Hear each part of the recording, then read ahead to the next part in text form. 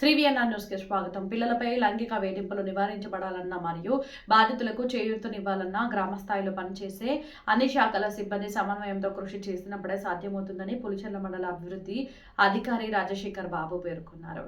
జిల్లా రాష్ట్రీయ బాల స్వస్థ కార్యక్రమం మరియు జాతీయ మానసిక ఆరోగ్య కార్యక్రమం వారి సంయుక్త ఆధ్వర్యంలో పులిచెర్ల మండలం పరిషత్ కార్యాలయ సమావేశ మందిరంలో పిల్లలపై లైంగిక వేధింపులు వారి సంరక్షణకై తీసుకోవాల్సిన నైపుణ్యాలపై శిక్షణ కార్యక్రమం నిర్వహించారు.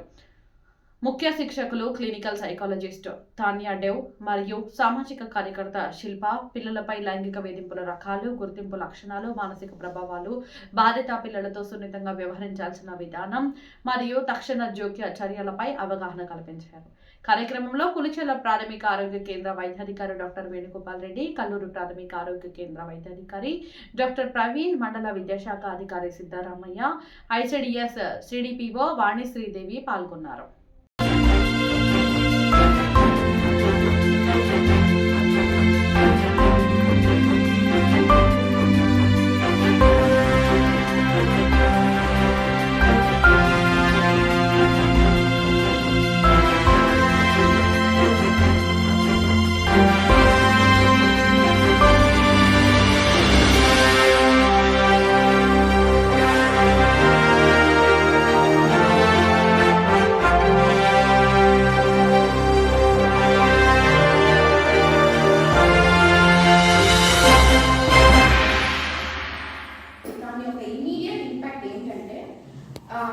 వాళ్ళు పిల్లో పాపో బాబో గిల్టీగా ఫీల్ అవుతారు, షేమ్ఫుల్గా ఫీల్ అవుతారు.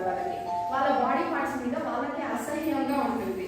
ఇంకోటి ఏంటంటే బ్లేమ్ వాళ్ళ పైన వాళ్ళే బ్లేమ్. ఇప్పుడు ఇలా జరిగిన చైల్డ్ దగ్గర మనం మంచిగా మాట్లాడాలి, అంతేగాని నువ్వు అలా చేయడం వల్లే నీకు ఇలా అయ్యింది, నువ్వు వెళ్ళడం వల్లే ఆల్రెడీ వాళ్ళకి వాళ్ళే కృంగి కృషించి బాధపడుతూ ఉంటారనమాట. మళ్ళీ మనం దాన్ని పెంచకూడదు.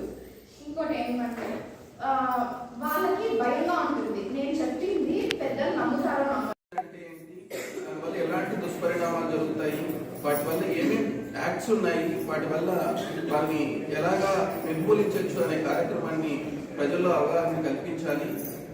అలాగే రీసెంట్గా మన క్లినికల్ సైకాలజిస్ట్ గారు చెప్తూ ఇది సెక్సువల్ ఇంటర్కోర్స్, లైంగికంగా ఉండటం మాత్రమే అబ్యూస్ కాదు, అలాగే టచ్ కూడా, ప్రైవేట్ పార్ట్స్ని టచ్ చేయడం, అలాగే సెక్సువల్కి సంబంధించింది కూడా పిల్లలతో మాట్లాడడం, ఇవి కూడా సెక్సువల్ చైల్డ్ అబ్యూస్ కిందనే వస్తాయి.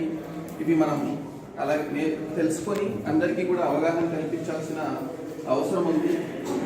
రీసెంట్గా నేను ఒక 6 రోజులు మా మెడికల్ సంబంధించి అవగాహన మాట్లాడుకుంటున్న సందర్భంలో ఒక పేషెంట్ గురించి చర్చకు వచ్చినాం. అమ్మాయికి 12 సంవత్సరాలు, ఒక ఆటో వాళ్ళ ఒక ముగ్గురు ఆ అమ్మాయిని బెదిరించి ఒకసారి సెక్సువల్గా అమ్మాయిని కలవడం జరిగింది. ఆ తర్వాత కలిసి కూడా వాళ్ళు వీడియోలు తీశారు, మరి ఫోటోలు తీసుకున్నారు. బెదిరించి కలవకపోతే మేము ఇంట్లో చెప్పేస్తాం. అక్కడ అమ్మాయి ఖచ్చితంగా కూడా ఆ తర్వాత ఇష్టం ఉన్నా ఇష్టం లేకపోయినా ఇంకా చెప్తారేమో, ఏమైనా అవుతుందేమో అనే దీంతో మళ్ళీ మంచి కావాలనుకున్నా కలవడం జరిగింది.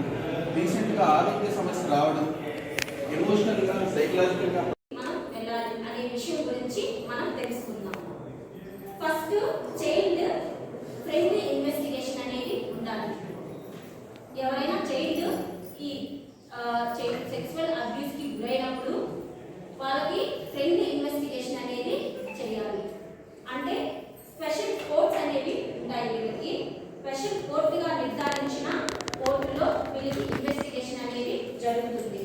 ఈ ఇన్వెస్టిగేషన్ లో న్యాయవాది, జడ్జ్, చిల్డ్రన్ ఎవరైతే ఎఫెక్ట్ అయ్యారో ఆ చిల్డ్రన్, వారికి సంబంధించిన తల్లి, తండ్రి లేదా గార్డియన్, వీరి వరకే ఉంటారు ఆ కోర్టులో.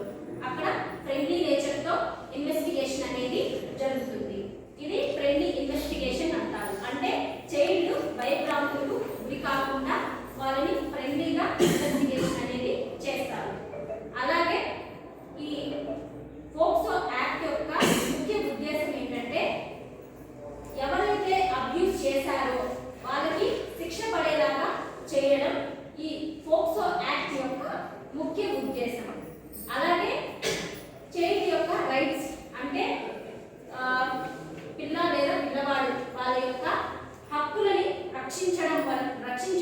ఈ పోక్సో యాక్ట్